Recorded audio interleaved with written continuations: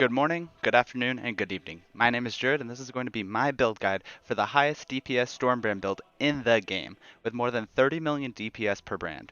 If you think you know the game of Path of Exile, or don't want to watch an in-depth build guide, the Path of Building links for all the versions of the build are going to be in the description.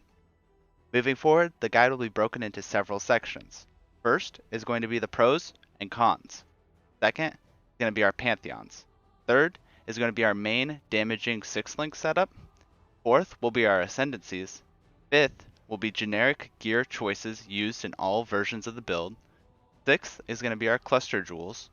Seventh is going to be the budget version of this build. It's going to be roughly around 1 exalted orb. Number 8, we're going to be looking at the double aura upgrade for the build, which will cost roughly 10 exalted orbs. Number 9, we're going to be looking at the high roller version of this build, which is going to be closer to 100 exalts, and it should also be noted that you can make upgrades from the generic version of the build to the high roller version as you can buy the items along the way. And finally, we're going to conclude with a wrap up on the build. And now we're going to move on to the pros and cons. Pros: it's a high DPS build with a low budget. It has very high defense and survivability tools. It's all content viable. It is possible to go deep into the delve with it, and there is no need to worry about the ever prevalent chaos damage that GGG keeps adding to the game. Cons: this build can get expensive to get all the possible upgrades for the build. This can also be looked at as a pro. Another con is that it's a very mindless gameplay. You're going to be literally holding the walk move button and hitting all 5 flasks while moving your mouse in a circle. This build can be done from nothing, but is not enjoyable to be a league start or for a first time build for a player. Our Pantheons. Starting the game, we're going to be using Brine King. Brine King gives us forms of stun and block recovery, which, with us having low life, is super helpful. Our Miner is going to be Garukon, mainly for the move speed it gives us out of combat. Moving on to our main 6-link. Stormbrand is going to be our damaging spell for the build. The first link, and most importantly, is Archmage support. This is a new support gem added in 3.10, and is the basis of the build. If you don't want to use this or do not like the idea of Archmage support, you should not be following this guide. It makes our base mana cost of Stormbrand 6% of our unreserved mana, and this number can be scaled. It then gives bonus flat damage based on the cost of your Stormbrand. As previously mentioned, this skill can be scaled by mana multiplier from other support gems, and anywhere your gear will read increased mana cost of spells or skills. Our third link is going to be Energy Leech support. 1.5 to 1.9% of damage done by Stormbrand is Leech's energy shield. Stormbrand does 12 to 24% more damage while on full energy shield, and Stormbrand also will do 20 to 39% more damage while leeching energy shield. You are going to need this gem link when you start reserving your life with Ivory Tower, as it will be one of the only forms of healing in the build. The next 3 support gems will be categorized and being used because they're the highest DPS options and are ordered from most effective to least effective. Our fourth link is going to be Concentrated Effect, giving 35 to 40% more area damage and 30% less area of effect. For Stormbrand, this is going to be a more damage multiplier. Our fifth link will be Lightning Penetration support, which allows Stormbrand to penetrate 18 to 37% of the enemy's lightning resistance. As we have so many forms of lightning penetration in the build, this will let us do more than true damage to the enemy. Our sixth link, and the one that will be dropped if you're running a 5-link, is Controlled Destruction support. This gives 25 to 44% more spell damage and gives a 100% reduced critical strike chance, which is not pertinent for Stormbrand because we will be going Elemental Overload. Our Ascendancy. The order we're going to take them is Sign of Purpose, which gives us a considerable amount of damage from the increased damage done to enemies for each of your brands attached to them, as well as 30% increased cooldown recovery of brand recall, which helps us work towards the goal of our brands being on forever. Secondly, we take Divine Guidance. Divine Guidance gives us more mana and a 33% effective MOM, or Mind Over Mana, which is 10% of all damage taken will be taken from our mana first. It then gives us Transfiguration of Mind, which what that means is increases and reductions to maximum mana also apply to damage at 30% of their value, and because of all the maximum mana we take across the build, this correlates to a bunch of damage, roughly 12% at the end tiers of the build. Third, we're going to take Sanctity of Thought, which is gain 20% of maximum mana as extra maximum energy shield. This is a lot of energy shield, 2,000 to 2,500 to be exact. It also gives 10% less mana reservation of skills, which allows us to reserve our life for auras. There's one downside though. It makes our skills cost 50% less mana. With the build, our spells will cap out at around 52% of our mana per cast, which means without this, we could not cast our skills. So this turns into a positive. We have enough ways in the build to counteract this, whereas most builds do not. For the final nodes, I'm going to cover the budget version of the build here, and the expensive version of the build will be covered in the high roller portion of the video. For the budget build, we take Conviction of Power. This will give endurance and power charges as well as improve what they do. Endurance charges now will give 5% reduced elemental damage when you have one, and if you have a power charge, it'll let us penetrate 5% of the enemy's elemental resistance. Next is gear choices that will follow us from the budget to the high roller variants of the build. First is going to be the Ivory Tower. We use the Ivory Tower for a bunch of reasons, but two main reasons. Reason number one is because we reserve our life, it will convert that to flat ES. If you are a level 90 character with no strength and no investment in life, you get 330 flat ES from Ivory Tower. Due to the life investment we take naturally on our build, the Ivory Tower will give us closer to 500 flat ES. Reason number two is it makes us effectively immune to chaos damage. We'll have 9,000 to 10,000 mana, and it'll recharge insanely fast. So, when the Ivory Tower reads chaos damage is taken from mana before life, it has to get through our 9 to 10,000 mana shield.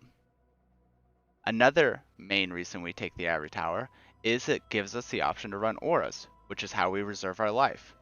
And if we didn't use this, our only option would be an Essence Worm. Because of this, we also get access to Pain Attunement, which is 30% more damage. Our main weapon for the build is going to be Pledge of Hands. This is what makes the build special, on top of Archmage support. First, it's a 7 link, giving us one of the strongest support gems in the game, level 30 Greater Spell Echo. The first important thing about Greater Spell Echo is that it gives 150% mana multiplier. This alone will account for close to 6 million DPS at the higher end of the build. Secondly, Greater Spell Echo reads causes supported skills to repeat twice after the initial cast, with the second cast being 35% more damage and the third cast being 70% more damage. What this effectively means is with our 6 brands, we'll have 2 that will do good damage, 2 that will do great damage, and 2 that'll be tactical nukes. The third thing about Greater Spell Echo is that it'll speed up our map start, because it'll only require 2 casts of Stormbrand rather than the 6 times we would have to be casting it without it. Pledge of Hands also gives 100% increased maximum mana, which is a huge bonus on top of that, as our mana cost for our skill is a percent of our unreserved mana. Finally, it gives 120 to 160% increased spell damage, making this, at a perfect roll Pledge of Hands, 4% worse than the best staff roll you can get for spell damage in the game at 164. At the top end of the build, Pledge of Hands gives double damage compared to the number 1 Wand and Prism Guardian setup on Po Ninja. It is also several exalts cheaper, if not mirrors cheaper, than the top tier Wands and Double Corrupted Prism Guardian we compared it to. For the amulet slot, we're going to run Atziri's Foible. This is not necessarily the best amulet in the game for the build, but it's the most effective at the cheapest price point, going to be roughly 30 to 40 chaos. It gives 100 flat mana, and perfectly rolled will give 24% increased maximum mana. If you catalyst it to 20% quality, it will give 120 flat mana and 28% increased maximum mana. The implicit is also bad, so corrupting it is an option to look for a new implicit. For our anointment, we're going to be running Mana Flows.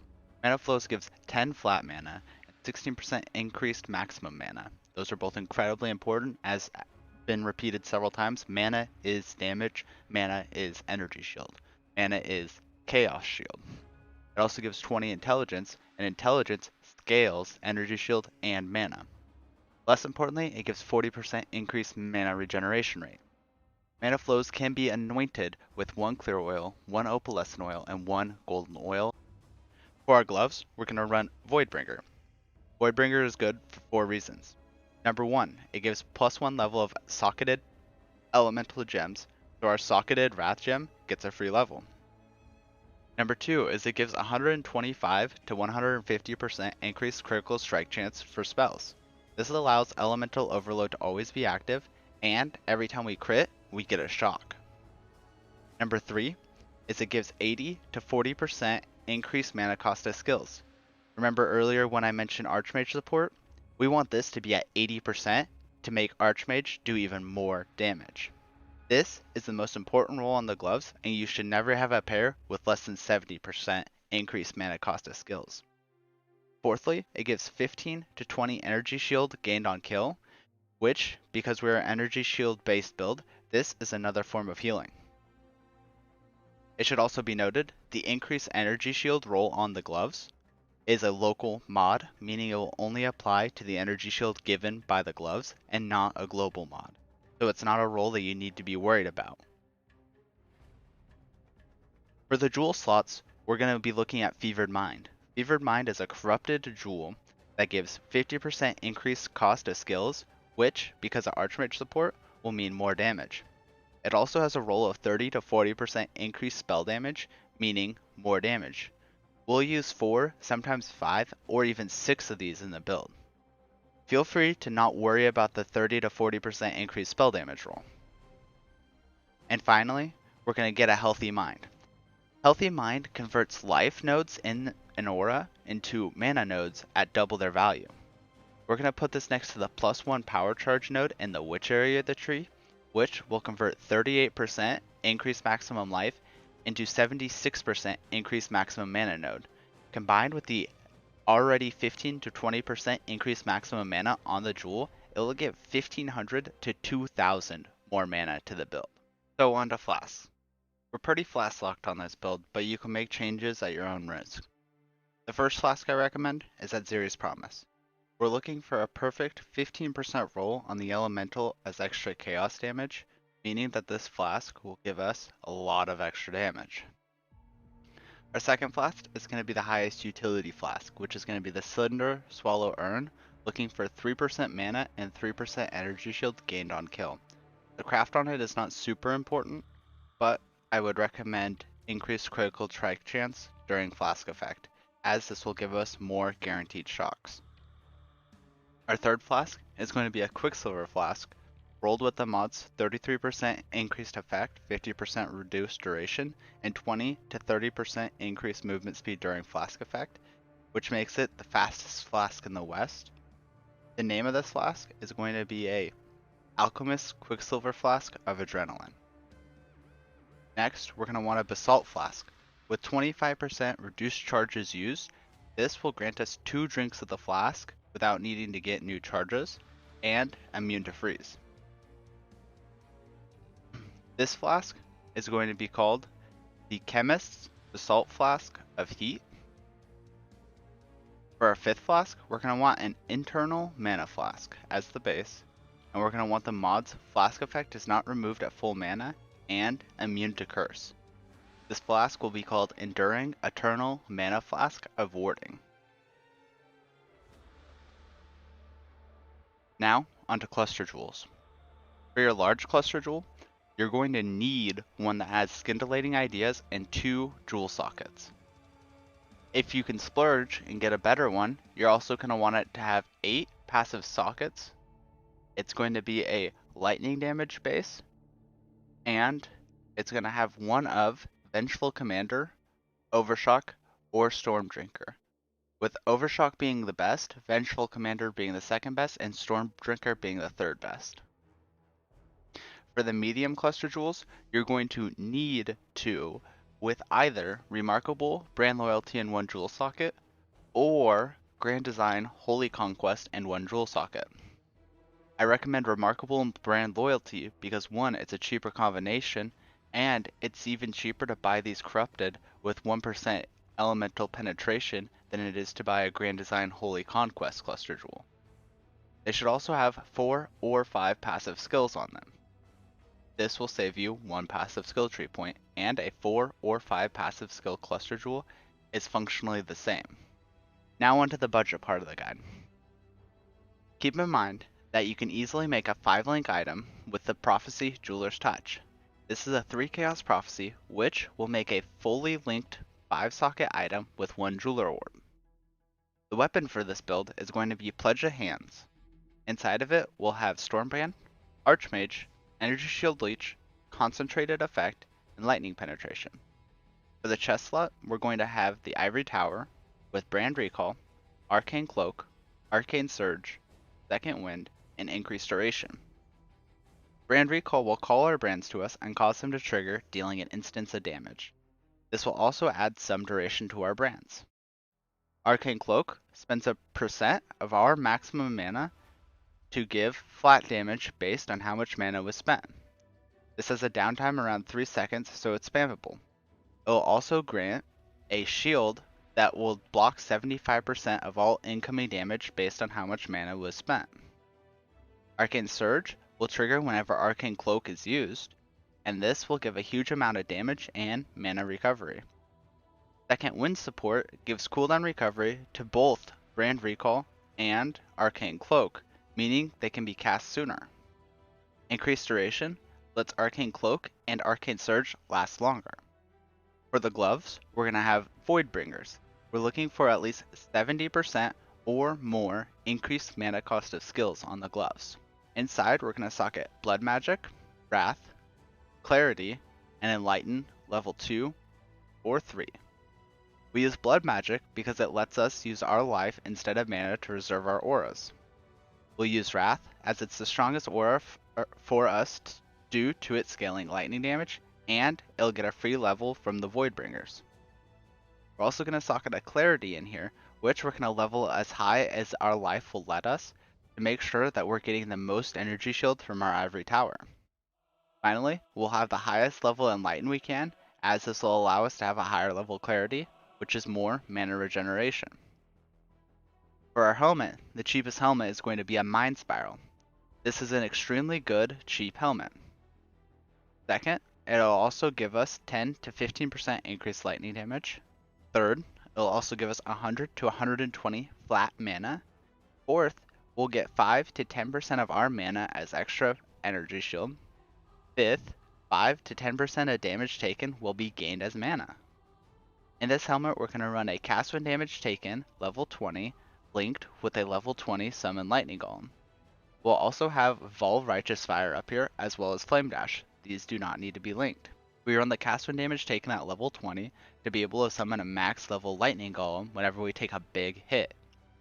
Lightning golem is used as it's the highest DPS golem we can use. We run Val Righteous Fire here, as we can trigger the valve portion of the skill to get 29% more damage on our Stormbrands. Flame Dash is our move skill. For our amulet, we're going to run Adziri's Foible, as mentioned before. For our rings, we're going to want to run rare rings, preferably Para rings, for the 30 flat mana, as this outweighs Cerulean rings due to all the forms of increased mana we have on the build. We're going to be looking for high resistances here, as well as flat mana and flat energy shield. Our belt, we're looking for a Stygian Vice, again looking for high resistance, flat mana, and flat energy shield. For the eye jewel that will be socketed in the Stygian Vice, we're looking for flat mana, flat energy shield, flat intelligence, or more resistances, as well as this is the easiest spot to find a corrupted blood immune jewel. For our boots, we're going to be wanting to look for rare boots with a minimum of 30% movement speed, flat energy shield, and flat mana, and any additional resistances you need to cap. Try not to rely on the resistance in the boots, as later we're going to replace them with a unique pair of boots that will not offer any resistance. In the boots, we're going to run a level 1 cast when damage taken, a level 5 Wave of Conviction, a max level curse on hit, and a max level conductivity. This setup will grant lightning exposure and curse the enemies with minus lightning resistance almost any time you take damage due to the low level cast when damage taken. Finally, a key note for the budget build is you're not going to be able to afford a Cinder Swallow Flask right off the bat, but that should be one of the first upgrades you go for, as it is one of the best defensive tools the build has in terms of regenerating energy shield and mana. To get your second effective aura on the build, we can get either Flesh and Stone or Val Discipline. Each has its pros and each has its cons. Flesh and Stone will use only Sand Stance, as it grants nearby enemies are blinded, meaning they have a 50% chance to hit us, and we take 9 to 11% less damage from attacks from enemies that aren't nearby. If you have a level 21 Flesh and Stone, with this setup, it will actually grant 12% less damage from attack. Val Discipline, on the other hand, grants 60 to 221 flat energy shield, with the scaling on our build being roughly 800 to 1000 total energy shield. It also grants 30% increased energy shield recharge rate, which lets us get to full energy shield faster. The Val feature on it works like a health potion for 3 seconds, which our energy shield will start to regenerate and cannot be interrupted. The downside is that this is a 35% aura and requires 4 nodes of investment to be able to work. To make this change work, you need a level 4 Enlighten, you need the Skyforth unique boots, you need a level 21 blood magic support, and you need your Voidbringers to be corrupted with +1 level of socketed gems. Now, if you want to use Flesh and Stone, you need to pick up either 1 mana reservation node, which we can use the one right next to Ghost Reaver, or you need 2 of your jewels, your cluster jewels, to be corrupted with 1% reduced mana reservation. I also recommend Flesh and Stone over Val Discipline due to the minimum requirement of skill points. If you want to go Val Discipline, you have to take the Sovereignty Wheel on the passive skill tree, which is 4 points. You then socket your level 4 Enlighten, your level 21 Blood Magic, your level 20 Wrath, and either your Flesh and Stone or your Val Discipline into your gloves. Once you equip this to your build with Skyforce and take the required nodes to reduce your mana reservation, you will be at roughly 1 to 4% of your life not reserved. This is how you get 2 effective auras onto the build. Finally, onto the High Roller section or the upgrade section. There are several upgrades to make for this build, with the first and biggest one you should focus on is mana, as extra energy shield will affected by Clarity Watcher's Eye. Once you achieve this, you're going to want to replace the cast when damage taken in your helmet with a level 1 Clarity Jewel, so that way it reserves the minimal amount of mana. You're going to want to save 30 to 40 Exalted Orbs to buy this, depending on the day. If you cannot wait, or don't want to save this much money for an upgrade, there is a list of other upgrades you can make, starting with a 6-link Pledge of Hands to add Controlled Destruction to it, or a 6-link Ivory Tower to add a level 4 on power, which will enable your brands to never turn off due to brand recall, adding the same amount of duration as its cooldown is. Next, you're going to want to get Woke Lightning Pen and Woke Controlled Destruction for your Pledge of Hands.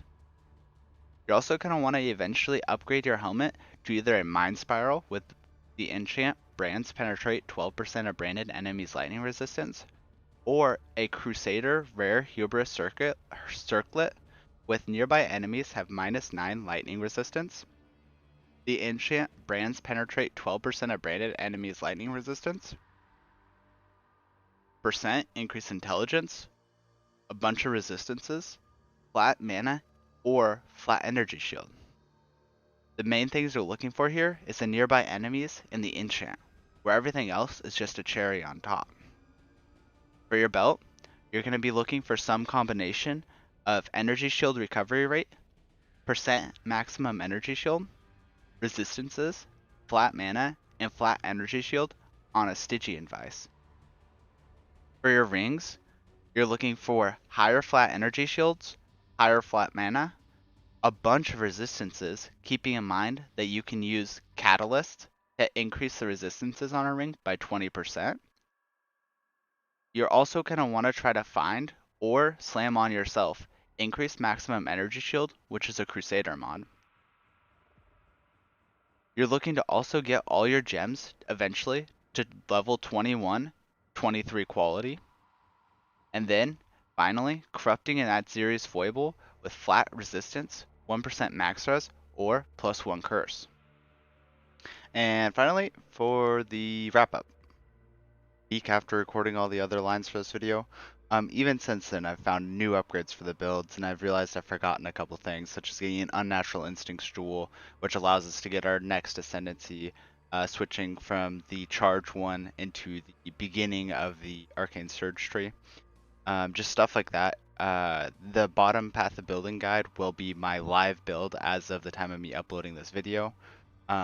Feel free to message me on Discord. I'll have that down below as well, or even join my Discord to get more in-depth help with your build and to pitch me ideas that you think would work for changing the build. Thank you for watching the video. Don't forget to like it if you liked it, disliked it if you don't. Give me your thoughts, opinions, critiques, and praise. And I'll see you guys on the flippity flop.